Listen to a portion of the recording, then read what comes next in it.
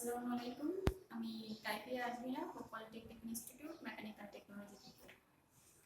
প্রিয় শিক্ষার্থীরা, আশা করি তোমরা সবাই ভালো আছো, সুস্থ আছো এবং পরিবার আত্মীয়স্বজন সবাইকে নিয়ে তোমরা সুস্থ আছো, ভালো আছো এই কামনা করতেছি এবং এই আশাটা করতেছি। তো আমাদের অনলাইন ক্লাস তোমরা যে জানো যে করোনার কারণে কলেজ অফ আছে, ক্লাস হচ্ছে না, যার কারণে আমরা তোমাদেরকে অনলাইন ক্লাসে যাতে তোমরা প্রতিটা সাবজেক্টে পিছায় না থাকো সেজন্য আমাদের অনলাইন ক্লাস নিচ্ছি এবং অনলাইন ক্লাসটা চালু করছি। তো আমাদের আজকে আবার আমরা সেই অনলাইন ক্লাসে চলে যাচ্ছি। আমাদের আজকের বিষয় হচ্ছে মেটালার্জি মেকানিক্যাল 4th সেমিস্টারের জন্য। এর বিষয় কোড হচ্ছে 67042 এবং আজকের পাঠের বিষয় যেটা থাকবে সেগুলো থাকবে হচ্ছে সংখ্যার ইস্পাতের উপরে।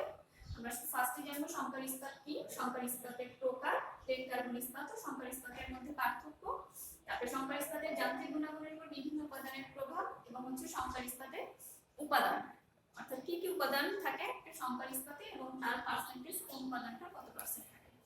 তো চলে যাই ফার্স্টেই জানি যে আমরা সংখ্যা শব্দের অর্থ কি। সংখ্যা শব্দের অর্থ তোমরা মোটামুটি সবাই জানো, কারণ এটা আগেও করে আসছো। সংখ্যার অর্থ হচ্ছে দুই বা ততোধিক ধাতুর যে সংমিশ্রণটা সেটাকে মূলত হচ্ছে আমরা সংকর বলতেছি। দুই বা ততোধিক ধাতুর সংমিশ্রণটি হচ্ছে সংকর বলতেছি। এখন সংখ্যার ইস্পাতটা কি বোঝা যাচ্ছে, যদি সংকর যদি দুই বা ততোধিক ধাতুর সংমিশ্রণ হয় তাহলে সংখ্যার ইস্পাত অবশ্যই ইস্পাতের ভিতরে দুই বা ততোধিক ধাতুর সংমিশ্রণ নিশ্চয়ই হবে। তাহলে সংখ্যার ইস্পাতটা কি? সংখ্যার ইস্পাতটা হচ্ছে যে ইস্পাতের কার্বন এবং অন্যান্য ধাতুর সংমিশ্রণ থাকে সেটাকে হচ্ছে মূলত সংখ্যার ইস্পাত বলে। তো আমরা জানি যে এখন এটা একটু লিখি, যেহেতু থিওরিটিক্যাল লিখলে বেশি ভালো হয়, তো আমি একটু লিখি যে সংখ্যার ইস্পাতটা কি।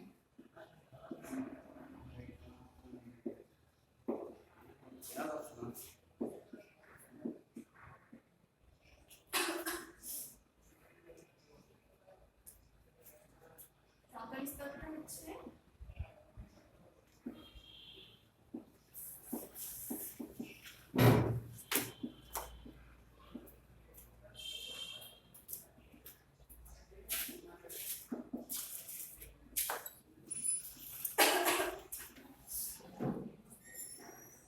লৌহ ধাতু বা কার্বন ইস্পাতের সঙ্গে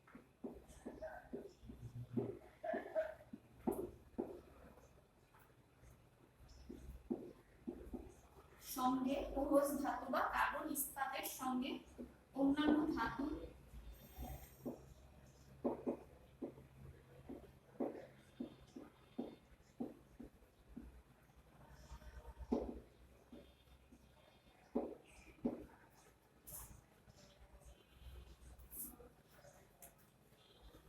অন্যান্য ধাতুর সংমিশ্রণকে সংকর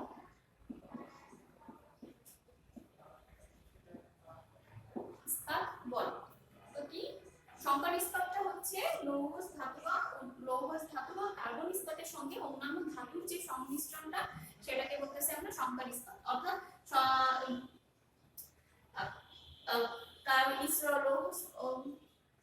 লৌহ ধাতু অথবা কার্বন ইস্পাতের সঙ্গে অন্যান্য ধাতু থাকতে পারে, যেমন টাংস্টেন, মলিবডেনাম, তারপরে তোমার ক্রোমিয়াম, নিকেল, এইসব অন্যান্য ধাতুর যদি এর মধ্যে সংমিশ্রণ থাকে তো এগুলো একসঙ্গে মিলিত হয়ে হচ্ছে এটাকে বলতেছে হচ্ছে সংকর ইস্পাত।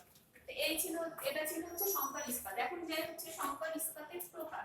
সংকর ইস্পাতের প্রকারটা কি, কয় প্রকার বা কি কি? সংকর ইস্পাত মূলত হচ্ছে 4 প্রকার। একটা হচ্ছে নিম্ন সংকর ইস্পাত, মধ্যম সংকর ইস্পাত, উচ্চ সংকর ইস্পাত এবং বিশেষ ধরনের সংকর ইস্পাত। আমরা একটু লিখি যে সংকর ইস্পাত কয় প্রকার এবং কি কি।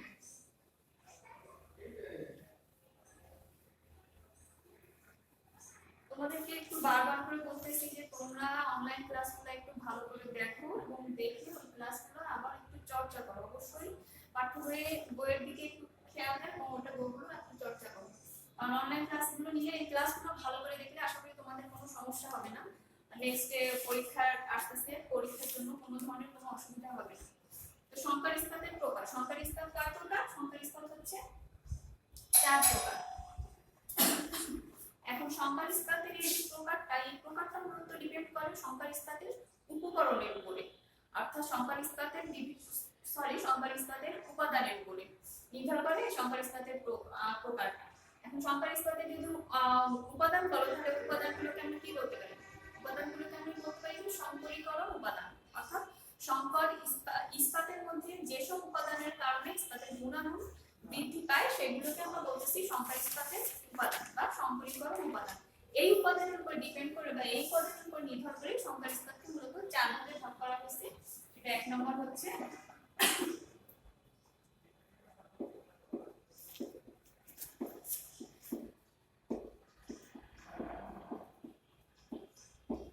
সংকর ইস্পাতকে 4 ভাগে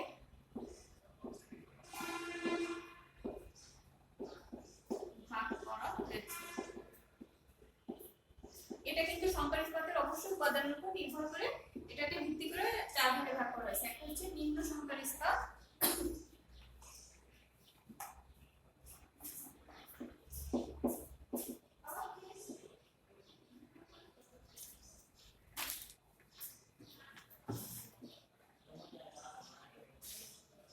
এক নম্বর হচ্ছে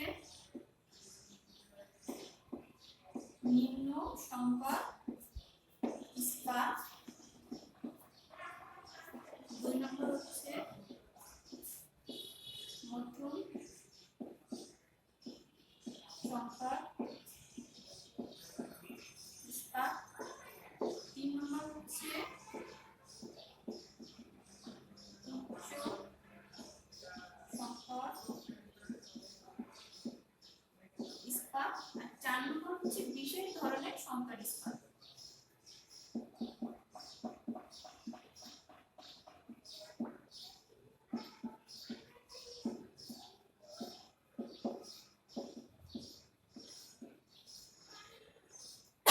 এই ছিল সংকর ইস্পাতের উপাদানের উপর ভিত্তি করে সংকর ইস্পাতের ধরন। এই 4 ধরন বা 4 ভাগে সংকর ইস্পাতকে ভাগ করা হয়েছে।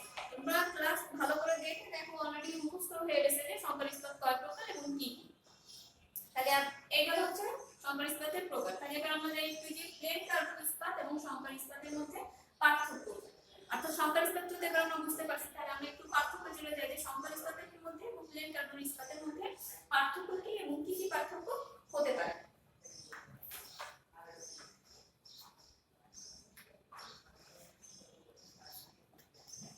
যেহেতু কার্বন দেয়া আছে যে প্লেন কার্বন এবং সংকর ইস্পাতেও তোমার কার্বন থাকে, অবশ্যই একটা পার্থক্য তো অলরেডি ব্রেনে চলেই আসে, যেহেতু কার্বন আছে অবশ্যই ফার্স্টে কিন্তু কার্বনটা অবশ্যই থাকবে পার্থক্যের মধ্যে, যে সংকর ইস্পাতে কত পার্সেন্ট কার্বন থাকে এবং প্লেন কার্বন ইস্পাতে কত পার্সেন্ট কার্বন থাকে।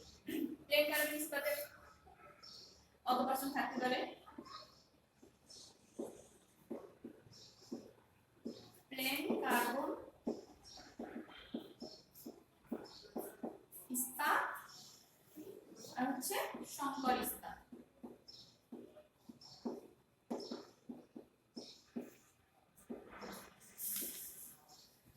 তো এই যে বললাম যেটা যেহেতু কার্বন দেয়াই আছে অলরেডি, প্লেন কার্বন এবং সংকর,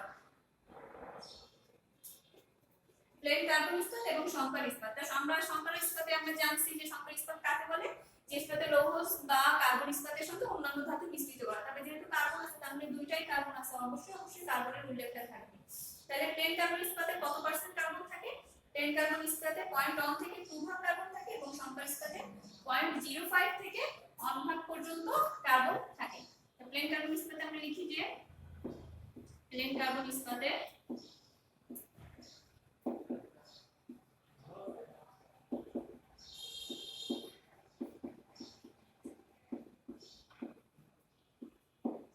অন থেকে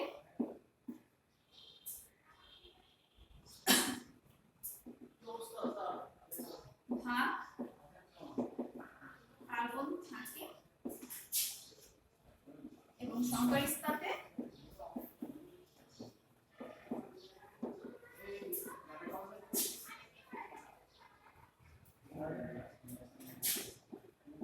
5 থেকে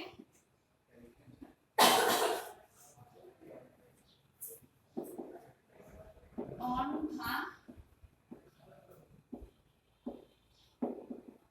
কার্বন থাকে।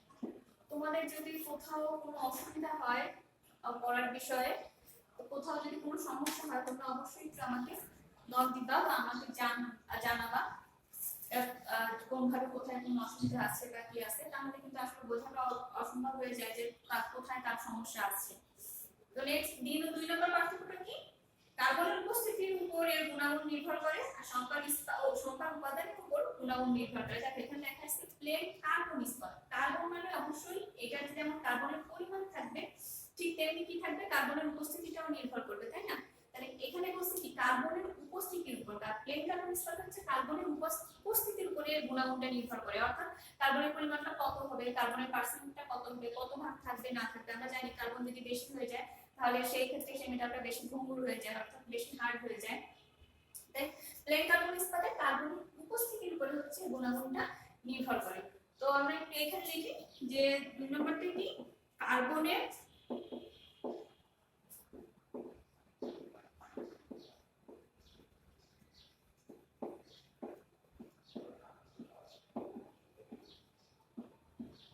উপস্থিতির উপরে এর গুণাগুণ নির্ভর করে। এটা যদি আমি আরেকটু তোমাদেরকে বোঝানোর হয় বলি, তোমরা স্বাভাবিকভাবে আমাদের জীবনযাপনের ক্ষেত্রে দেখো ডায়াবেটিসটা কিন্তু এখন খুব বেশি পরিমাণে, অনেক আগে যদি তোমরা যাও, অনেক আগে গেলে কিন্তু দেখো এই যে ডায়াবেটিস যে রোগটা এটা কিন্তু আগে ছিল না, কিন্তু এখন কিন্তু খুব বেশি পরিমাণে। এখন এই ডায়াবেটিসটা হয় কি কিসের জন্য? ইনসুলিনের কারণে। যার শরীরে ইনসুলিনের পরিমাণ যেমন, তার কিন্তু সেভাবে ডায়াবেটিসটা ধরা পড়তেছে, কারো কম থাকতেছে কারো বেশি থাকতেছে। ঠিক তেমনি আমি জাস্ট তোমাদের একটা স্বাভাবিক উদাহরণ দিয়ে দিলাম যাতে তোমাদের বুঝতে সুবিধা হয়। ঠিক তেমনি কিন্তু প্লেন কার্বন ইস্পাতে ঠিক এইভাবে করে কার্বনের পরিমাণটা যেমন পরিমাণ হবে তার কিন্তু সেই প্লেন কার্বনের উপাদানের উপরে গুণাগুণটা নির্ভর করবে, অর্থাৎ কোন দিকে বা কোন কি ধরনের মেটাল তুমি চাচ্ছ, কি কাজে ব্যবহার করবা, কোন ক্ষেত্রে ব্যবহার করবা, তার উপর ভিত্তি করে হচ্ছে কার্বনটা এখানে মিশ্রিত করা হয় যে কত পার্সেন্ট কার্বন দিবে কি দিবে না। বেশি হার্ড চালে বেশি শক্ত চালে সেই ক্ষেত্রে কার্বনটা একটু বেশি হবে, যদি সেইখানে যদি বেশি হার্ড বা শক্ত না চাই কার্বনের পরিমাণটা একটু কম থাকবে। এবার যে হচ্ছে সংকর ইস্পাতের গুণাগুণ। সংকর ইস্পাতের গুণাগুণটা কি কার উপরে ডিপেন্ড করে? একটু আগে বলছি যে সংকর ইস্পাতের গুণাগুণটা বা সংকীর্ণকরণ উপাদানটা কি, যে যার সংকীর্ণকরণ উপাদানটা হচ্ছে ওইটা যার ভিতর যার কারণে হচ্ছে সংকর ইস্পাতের গুণাগুণ বৃদ্ধি করা হয়। তো সংকর ইস্পাত অবশ্যই সংকর উপাদানের উপর নির্ভর করবে। তাহলে আমরা এটা লিখি যে সংকর ইস্পাত কিসের উপর, সংকর ইস্পাতের গুণাগুণ কিসের উপর ডিপেন্ড করবে? তাহলে সংকর উপাদানের উপরে, সংকর ইস্পাতের উপাদানের উপরে সংকর ইস্পাতের গুণাগুণ নির্ভর করবে। সংকর ইস্পাতের উপাদানের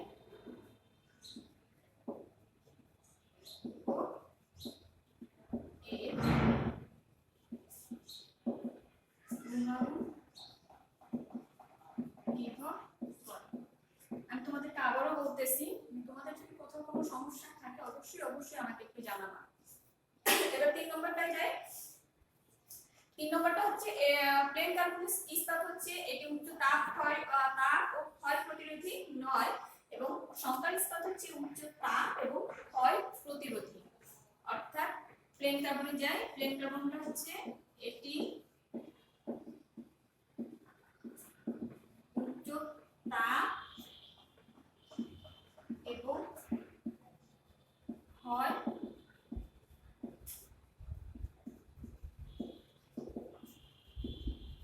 প্রতিরোধী নয়, আর সংকর ইস্পাতটা হচ্ছে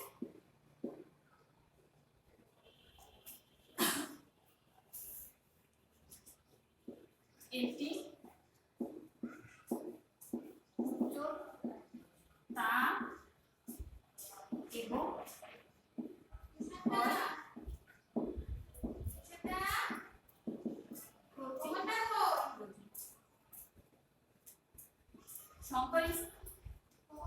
প্লেন কার্বন ইস্পাত উচ্চ তাপ এবং ক্ষয় প্রতিরোধী নয়, অর্থাৎ এই কার্বনে এই মেটালটা যদি অতি অতিমাত্রায় তাপ দেওয়া হয় তাহলে কিন্তু সেটা সে সহ্য করতে পারবে না এবং ক্ষয় প্রতিরোধী নয়, অর্থাৎ দ্রুত সংকর ইস্পাতের তুলনায় প্লেন কার্বন ইস্পাত কিন্তু দ্রুত ক্ষয় হয়ে যায়।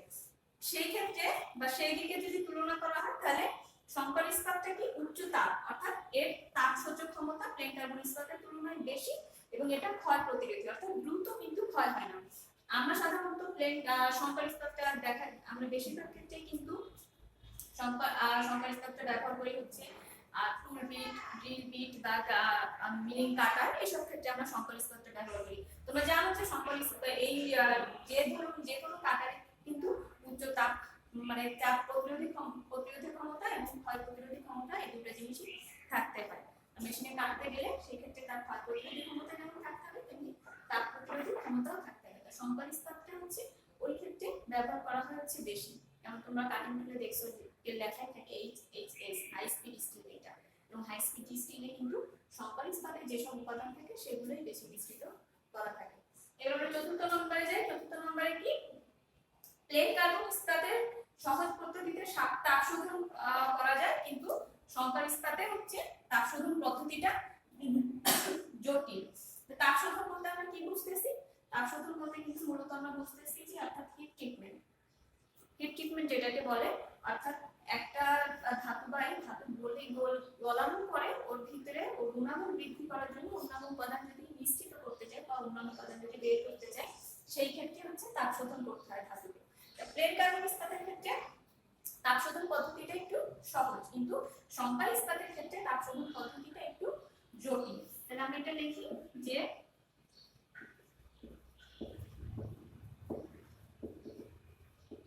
প্লেন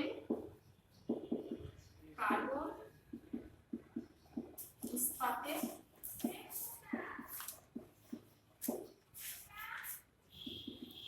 তাপ শোধন পদ্ধতি সহজ, আর সংকর ইস্পাতে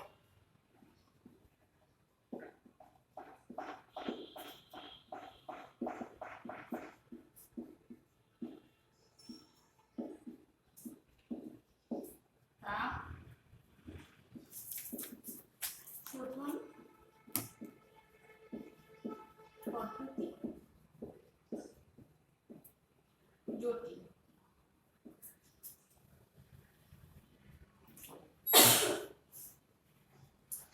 এটা এবার আমরা 5 নম্বর পাঠ্যতে যাই। 5 নম্বর পাঠ্য কি বলছে? প্লেন কার্বন ইস্পাতে সাধারণত সাধারণ যেসব কার্যক্ষেত্রে ব্যবহার করা হয় এবং সংকর ইস্পাতটা জটিল ধরনের কার্যক্ষেত্রে ব্যবহার করা হচ্ছে। আর আরেকটা পার্থক্য যদি যাই তাহলে দেখা যাবে যে প্লেন কার্বন ইস্পাতের সামর্থ্য অনেক বেশি, সেই তুলনায় সংকর ইস্পাতের তার সামর্থ্য কম। প্লেন কার্বন ইস্পাতের তুলনায় সংকর ইস্পাতের সামর্থ্য কম। তোমরা 5 নম্বর পার্থক্যটা লিখি। একটা পার্থক্য অলরেডি বলছি যে প্লেন কার্বন ইস্পাত সাধারণ কাজে ব্যবহার করা হয় আর সংকর ইস্পাতটা জটিল ধরনের কাজের ক্ষেত্রে বা বিশেষ ক্ষেত্রে দ্রব্য তৈরি করার ক্ষেত্রে ব্যবহার করা হয়। আর প্লেন কার্বন ইস্পাতের 5 নম্বর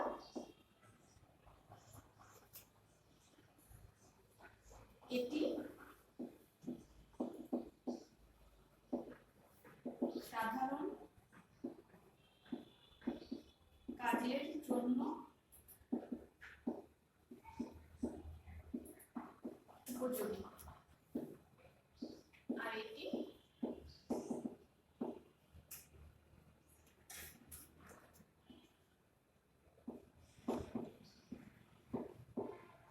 জটিল ধরনের কাজের উপযোগী। একটা কি, প্লেন কার্বন ইস্পাতের সামর্থ্য তুলনামূলক বেশি সংকর ইস্পাতের তুলনায়।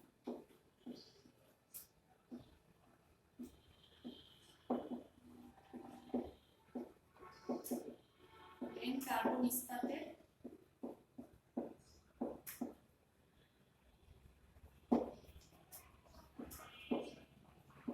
সামর্থ্য বেশি।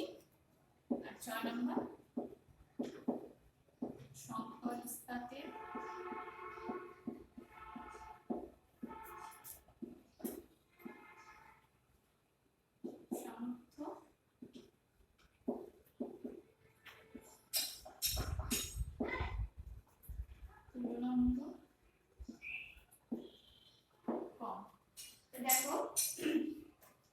কয়েকটা যে পার্থক্য, যতগুলো পার্থক্য লিখলাম আমি 6টা পার্থক্য লিখছি।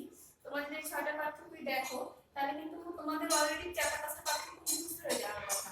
যেহেতু আমি লিখে দিছি, তোমাদের লেখার কারণে তোমাদের ওগুলো মুখস্থ হয়ে যাওয়ার কথা। অবশ্যই আমি তোমাদেরকে আবারও বলবো, যে বারবার বলবো যে অনলাইন ক্লাসগুলো অবশ্যই তোমরা একটু ফলো করবা।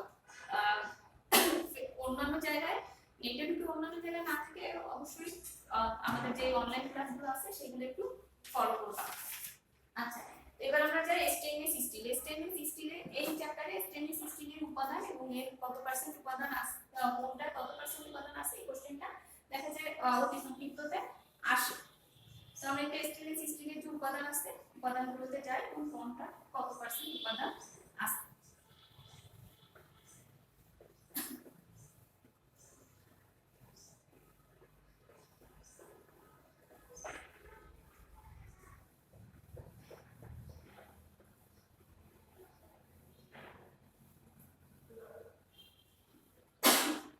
মেটালার্জি সাবজেক্টটা কিন্তু তোমাদের জন্য খুবই গুরুত্বপূর্ণ একটা সাবজেক্ট। এই সাবজেক্টটাকে যদি তোমরা একটু লাইটলি দেখো তাহলে কিন্তু হবে না, অবশ্যই একটা ডিপলি দেখতে হবে সাবজেক্টটাকে।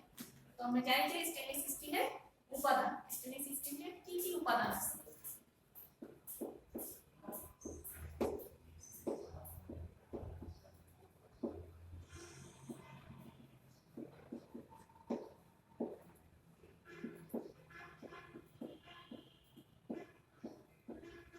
স্টেইনলেস স্টিলের কি কি উপাদান আছে? ফার্স্টে থাকবে হচ্ছে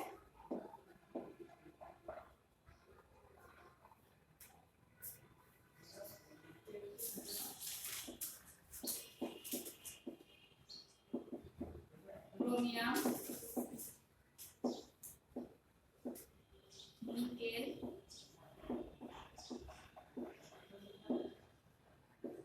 ম্যাঙ্গানিজ, ক্রোমিয়াম, নিকেল,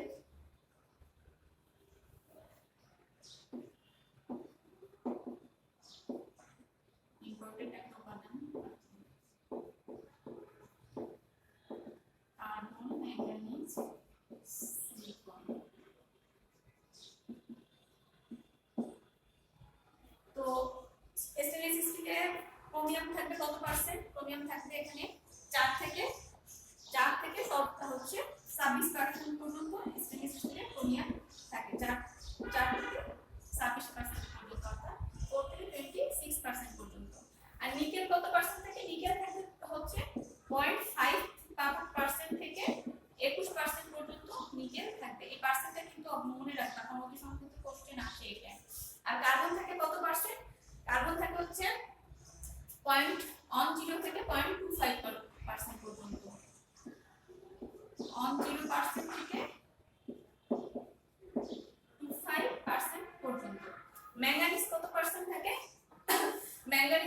ম্যাঙ্গানিজ থাকে হচ্ছে 0.60 থেকে 1.75% পর্যন্ত। 60 থেকে 1.75% পর্যন্ত। তারপরে সিলিকন কত পার্সেন্ট থাকে? সিলিকন থাকে 0.75 পর্যন্ত, 0.75% পর্যন্ত। এবং এই যে টোটাল যত পার্সেন্ট আসতেছে এবং বাকি যে কয় পার্সেন্ট থাকে সেই কয় পার্সেন্ট কিন্তু অবশিষ্ট লোহা দ্বারা পূর্ণ করা হয়। এই স্টেইনলেস স্টিলে অবশ্যই কিন্তু এই পার্সেন্ট গুলোর উপরে কিন্তু যাবে না, যেটারই যে পার্সেন্ট থাকুক না কেন, যেমন ক্রোমিয়ামে 4 থেকে 26% পর্যন্ত, এরপরে যায় না সাধারণত। আর নিকেলে 5 থেকে 21% পর্যন্ত, যাই হোক সাধারণত এগুলো যায় না। আর অবশিষ্ট যেই পার্সেন্টটা থাকে সেটা হচ্ছে অবশিষ্ট থাকতেছে তোমাদের লোহা।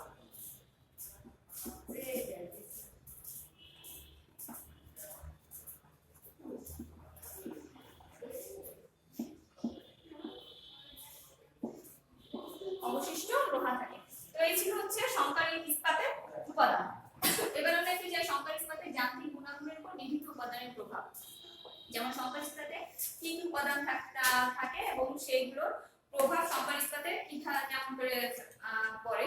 যেমন ফার্স্টে যদি যাই, দেখো তোমরা ফার্স্টে সংকর ইস্পাতের ক্রোমিয়াম, নিকেল, আমি যদি সংকর ইস্পাতে ফার্স্টে ক্রোমিয়ামে যাই, এখানে কিন্তু সংকর ইস্পাতে ক্রোমিয়াম থাকে 35% পর্যন্ত, যেটা কি করে সংকর ইস্পাতে এক্ষেত্রে ক্রিপ এবং ঘর্ষণ ক্ষমতা বৃদ্ধি করে। টিপ এবং করোশন ক্ষমতা বৃদ্ধি করে সংকর ইস্পাতের ক্রোমিয়ামটা। আমি একবারে লিখে দিই, ক্রোমিয়ামটা কি করে, টিপ এবং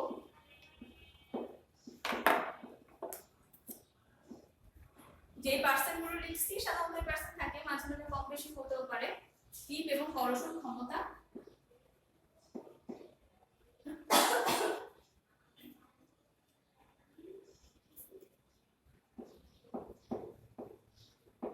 বৃদ্ধি করে। তো এবার যে হচ্ছে নিকেল, নিকেলটা কি করে, নিকেল করতেছে কি, সংকর ইস্পাতে যদি তুমি নিকেল দাও, নিকেল দিলে কি হবে, এর ভঙ্গুরতা এবং ক্ষয়রোধ ক্ষমতা বৃদ্ধি করবে। নিকেলটা কি করতেছে সংকর ইস্পাতে, ভঙ্গুরতা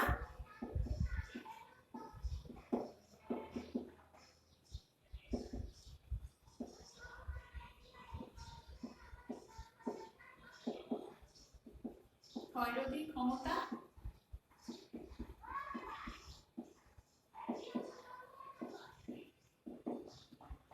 বৃদ্ধি করে। এরপরে যদি আমরা যাই হচ্ছে টাংস্টান, টাংস্টানটা কি করতেছে, কাঠিন্যতা এবং তাপ সহ্য ক্ষমতা বৃদ্ধি করতেছে। টাংস্টান কি করে, সংকর ইস্পাতে টাংস্টান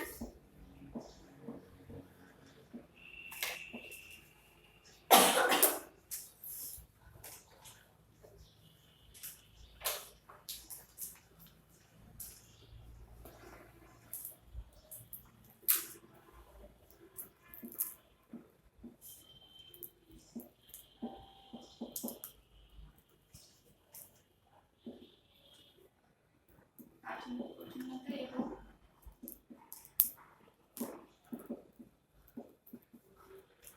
তাপীয় ক্ষমতা হয়, এবং শক্তি যোগায়,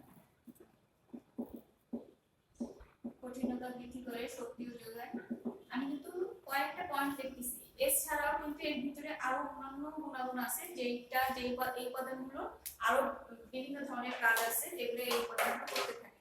এবং ভ্যানাডিয়াম কি করতেছে, ভ্যানাডিয়াম সংকর ইস্পাতের শক্তি এবং কঠিনতা যোগায়। সংকর ইস্পাতের ভ্যানাডিয়ামের মধ্যে একটা ইসের টাংস্টানের মতোই, টাংস্টান যেমন করছে ভ্যানাডিয়াম কিন্তু সেই একই।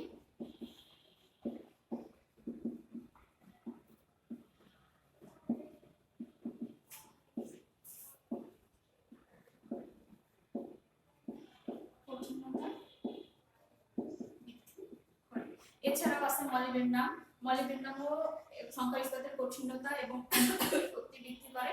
এছাড়াও কিন্তু এসব উপাদানের আরো কিছু কিছু কাজ আছে যেগুলো এই উপাদানগুলো সংকর ইস্পাতে মিশ্রিত করলে এই উপাদানগুলোর অন্যান্য যেসব কাজ থাকে সেগুলো করে। তারপরে হচ্ছে সংকর ইস্পাতের, এটা বললাম, আরো একটা যে কোশ্চেন এটা থাকে সেটা হচ্ছে সংকর ইস্পাতের সুবিধা বা অসুবিধা। তোমরা বিভিন্ন সংকর ইস্পাতটা কিন্তু স্বাভাবিক ইস্পাতের তুলনায় অন্যান্য জায়গায় যেমন সুবিধাটা সেটা হচ্ছে সংকর ইস্পাত কিন্তু রোলিং, ফোর্জিং, গৃহস্থলীর কাজে, সমরাস্ত্র কারখানায়, তারপরে চিকিৎসা ক্ষেত্রে বিভিন্ন জায়গায় সংকর ইস্পাত ব্যবহার করা হচ্ছে।